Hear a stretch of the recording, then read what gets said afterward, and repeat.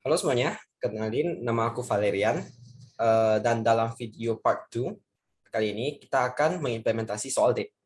Bagi kalian yang belum tahu bagaimana cara pengerjaannya, boleh lihat dulu video part 1. Oke, nah sekarang kita mulai aja implementasinya. Nah, ketika kita implement tentunya kita harus input dulu. Oke, terima input dulu. Nah, berarti di sini inputnya itu kita lihat aja batasannya dulu. Nah, batasannya di sini kan 10,18 ya kan. Berarti integer itu nggak bakalan cukup. Nah, berarti kita pakai long aja. N sama D, sin N D. Baru kita input semua data-data coklatnya. Nah, dalam soal ini aku pakai aja vektor of pair. Kenapa aku pakai vektor of pair? Supaya ketika kita sorting, itu nggak susah. Kenapa nggak susah? Karena kalau misalkan kita sorting, oke, ingat soal ini perlu sorting. Kalau misalkan aku sorting pakai pair, dia sort dulu berdasarkan data pertama, baru dia sorting berdasarkan data kedua. Nah, kuncinya itu kita ketika kita sorting, kalau misalkan kita pisah array dari harga sama banyaknya stok, itu ketika kita sorting satu data aja, data kedua ini nggak bakalan ikut. Jadi ketika aku buat dari pair, mereka bakalan jadi satu pairing basically. Jadi ketika satunya udah di sort, yang lain juga ikut. Nah, berarti di sini kita input aja. Tadi inputnya itu harga dulu, baru banyaknya yaitu stok. In harga, terus ini stok. Nah, berarti jenis tinggal di pushback. Dengan ingat kalau pair itu kita harus make pair.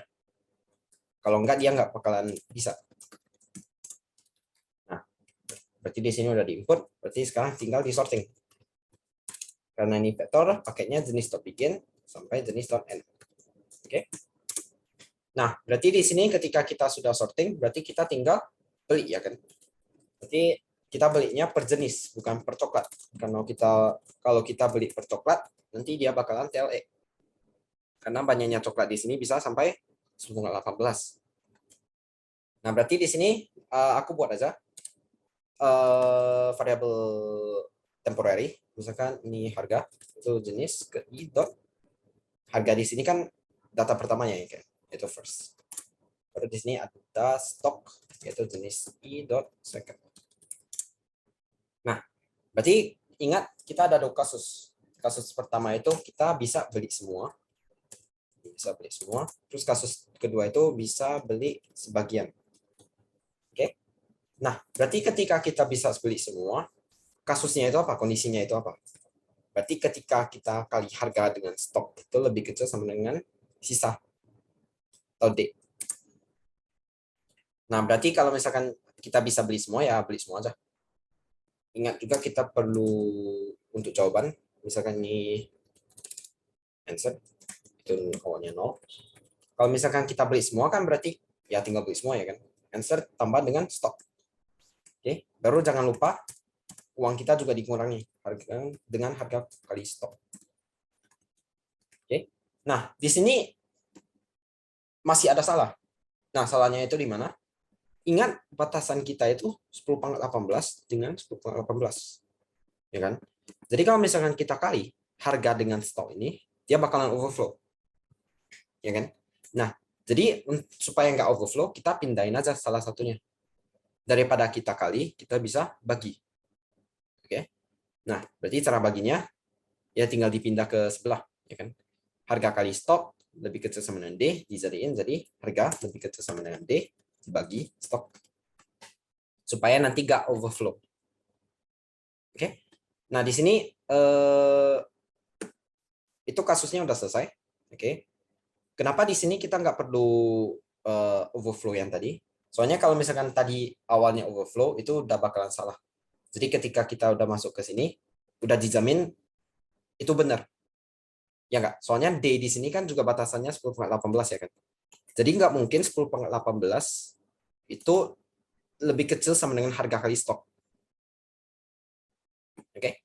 Nah, berarti ketika kita masuk sini, berarti udah dipastiin bahwa D di sini, yang merupakan batasannya 10/18, dia bakalan lebih besar dari harga kali stok. Oke? Nah, berarti di sini kasusnya udah. Nah, di sini ketika kita bisa beli sebagian, ingat rumus kita itu waktu itu adalah sisa uang dibagi dengan harga. Berarti di sini aku bisa buat long sebagian adalah harga dibagi dengan sisa dibagi dengan harga. Dibagi dengan harga. Baru kita tinggal tambah dengan answer-nya.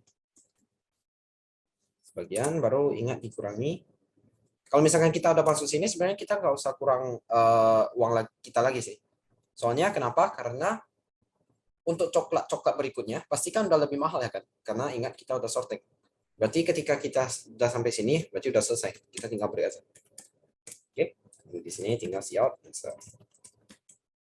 Nah, berikutnya simple. Kalau misalkan aku tes, tes case-nya.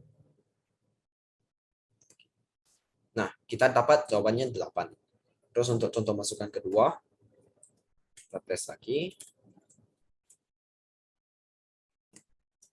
Dapatnya 15.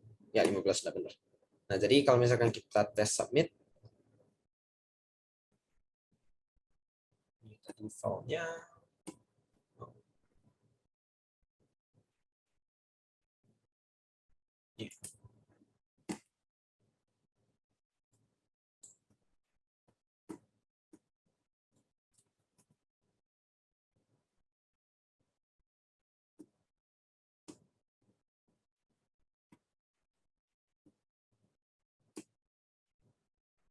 Semoga benar.